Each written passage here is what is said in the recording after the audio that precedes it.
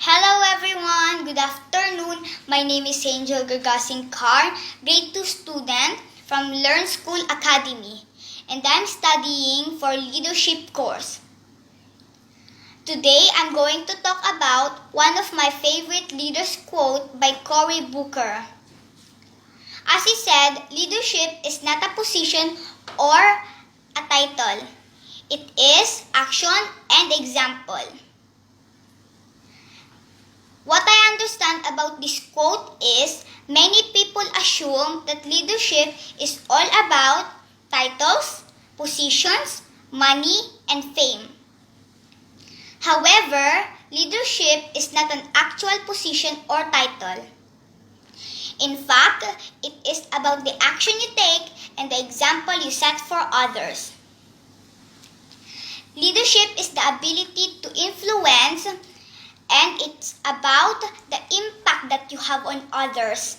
What I want to be in the future as a leader is, I want to be a good example leader for others. Because when you lead by example, it is easier for others to follow you. As a leader, part of your job is to inspire the people around you to push themselves.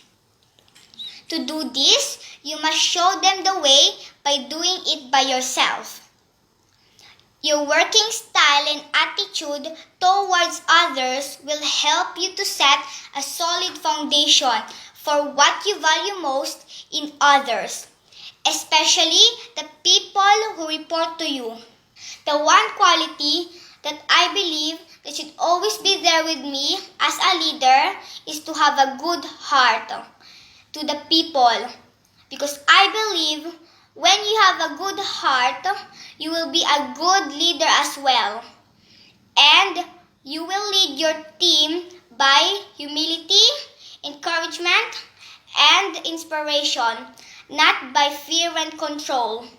The one thing that I would do once I become a powerful leader is to help the people on focusing towards education so that they would be one of the good leader in the future as well.